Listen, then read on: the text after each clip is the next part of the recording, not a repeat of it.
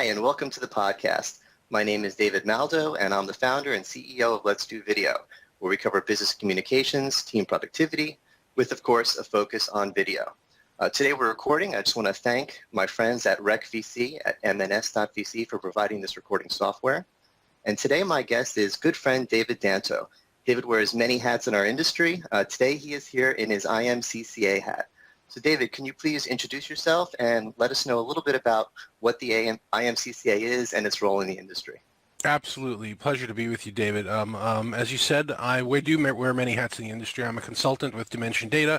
I'm an analyst sometimes, and I'm the Director of Emerging Technology with the IMCCA. The IMCCA, in brief, is the collaboration industry's nonprofit association.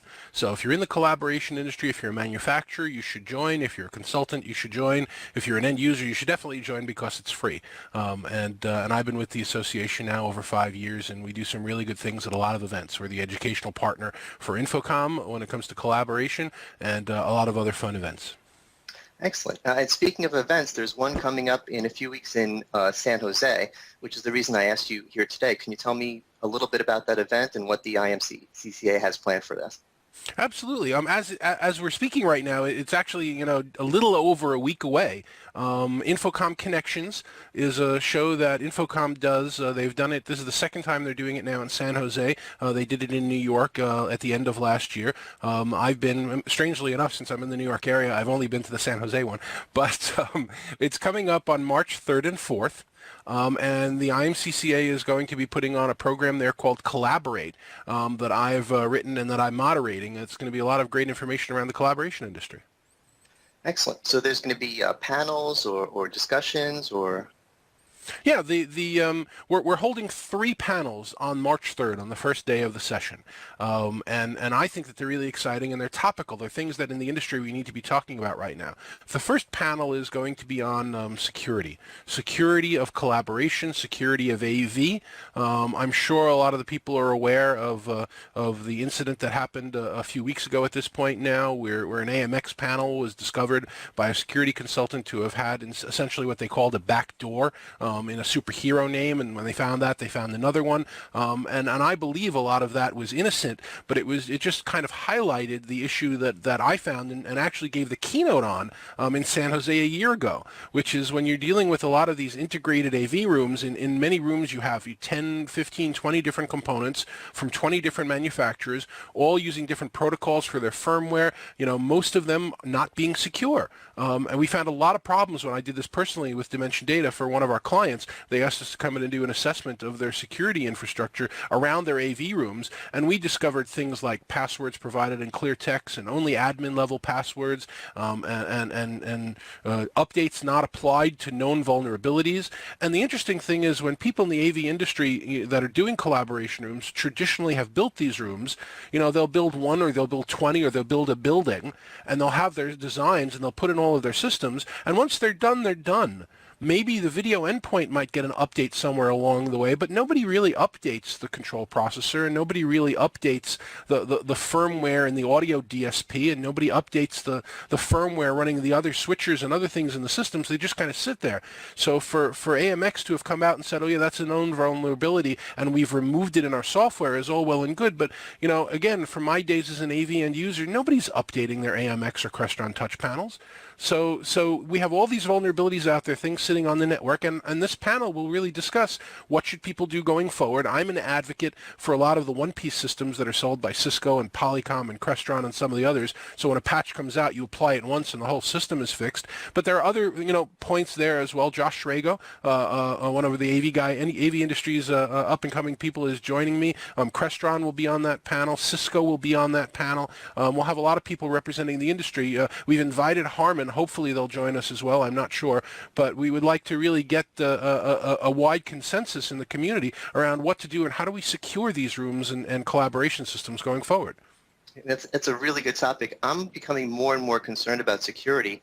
In the old days, I kind of felt like we were sort of out of the mainstream, especially in video conferencing. It was a different world, and there were better targets for the hackers to hit.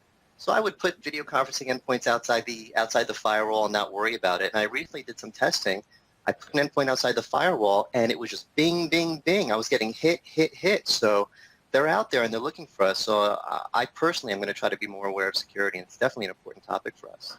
Yeah, and the interesting thing is, my career, I've worked for financial service organizations that are very tight and dealing with a lot of compliance issues, and typically they fortify their front doors. You can't get through the firewall. Sometimes, we were using firewall traversal back, 10, 20 years ago. We wanted to introduce it, and they were essentially putting two firewalls around the firewall traversal lane. I mean, it's crazy stuff that they use to fortify the front door, and they use a wide open screen door in the back. They have all of these other systems sitting on their, the low-level AV systems sitting on their network, sometimes on a separate VLAN, sometimes not, but sitting inside their network. The service person from the AV company typically comes in with their own personal PC to do the programming and setup of these systems, and it's wide open, and the malware spreads very quickly. So I think it's an important topic, and that's just the first panel.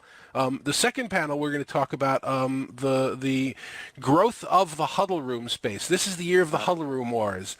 If you're a manufacturer in the collaboration or AV industry, you've got a huddle room product this year, and if it's not out yet, it'll be out in a few weeks or a few months, and you're selling it, and we're going to get into how it's really the story of the three blind men and the elephant, where, if you're an audio manufacturer, you're making an audio solution for the huddle room, and if you're a video manufacturer, you're making a video solution for the huddle room, and everybody's going to have a product. And I'm going to try and peel the onion a little bit with what it is and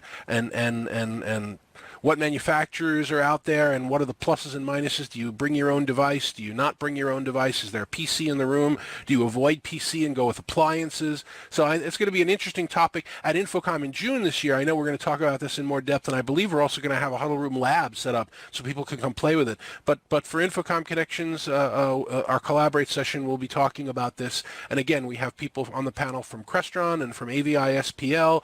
I don't want to leave anybody out. Cisco is going to be participating. We're going to have InFocus participating. There's 7 panelists on this session. If you go to InfoCommConnections.org, you can click over to the Collaborate session, and you'll really be able to see everybody that's participating in this one. And, I'm sure you've heard, just as I have, a lot of huddle room products coming out this year. Oh, yeah. And it's a really fun space to cover because not only is there a wealth of really cool tools and products, but it's being used in a different way. When I used to cover meeting rooms, it was, okay, what do the new cameras do? What do the new codecs do? When I cover huddle rooms, we're talking about what are the teams doing in there, and they're doing cool and unique and different things. So it's a lot of fun to cover. Yeah, it comes from the whole idea that, again, if I go back to the 1980s and 1990s, all the collaboration spaces and conference rooms used to be built like boardrooms.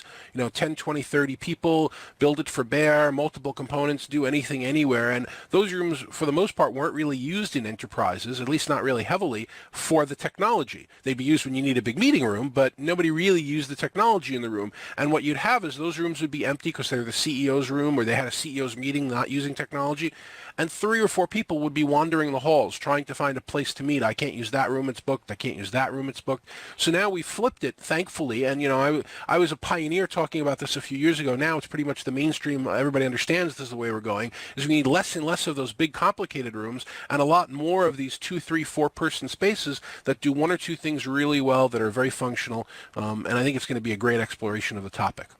And then our third panel, this is going to be the last one of the day before we do cocktail reception, and everybody, please, if you're in the Silicon Valley, San Jose, San Francisco area, it's InfoCommConnections.org. Come and join us. It's going to be a great day's event. The third panel, I'm actually pretty proud of because we're going to try something new for InfoComm Connections. We're going to start programming in discussions that are local in nature. So the third panel is called Collaborating in Silicon Valley, because the idea is, and again, there are some communities, certainly globally and definitely in the U.S., that are very unique. Wall Street is a very unique community. Getting in and out of the New York area is unique. Silicon Valley is an extremely unique community. A lot of techies, a lot more people that are savvy. Very hard to be an IT support person because everybody knows better than you do. They have in their own personal life more technology than you're willing to put in an enterprise. And, how do you, if you get on an 8 o'clock meeting in New York time because your company has a New York office, do you take it from home? Do you take it from the car? Do you get into the office early? All right, now you're home already. That meeting's over. It's 7 in the morning, 6 in the morning.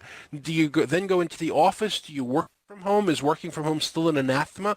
There are a lot of interesting things around this space that I wanted to explore, and we've got a great panel here. We have some friends of mine joining from LinkedIn and from Google and from Plantronics, and there may be one or two other people joining that panel at the end. And it's really going to talk about what is it like collaborating in that environment from people who understand the technology and for people who support others in the space.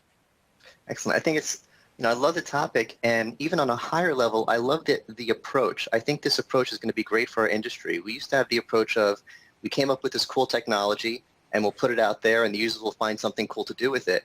And now we're taking this approach where we're starting with the users and saying, how are they doing business? What are their problems? What are they trying to do? Let's see if we can come up with a technology that helps them. And I think that's going to be a good thing for us. And the best thing about this panel, and actually the whole collaborate process in general, and you've known me for a long time, I'm a big advocate of this. Anybody can hear me. Google my name, go do one of the recordings you and I and everybody else did in the industry. Go see us speak at any industry event. You can hear what I say. The value of these events are being able to see what your peers are doing in the industry and find out what LinkedIn is doing and find out what Google is doing and talk to the other people. Hey, did you have this problem? We had this problem. How did you deal with it? That networking is the most important thing that we can do as an industry. The IMCCA provides it, InfoComm provides it, and I'm happy to create the forum and the panel discussion so we can really provide it here in San Jose on March 3rd. Excellent. So if anyone wants to learn more or check out the sessions, they should go to infocommconnections.org. Was that the... Yep, InfoCommConnections.org. You can always just go to infocom.org and look at the events page there, but InfoCommConnections.org has all the information. You can register online. You can click on the Collaborate session. It's all there. Excellent. Anything else that we need to know about this sessions? Or no, I think we covered it. I think anybody who shows up is going to have a great time. It's a nice small show, and it's a good precursor for what we're going to do at InfoComm in June. All right. Well, thanks so much for joining me. This was a lot of fun.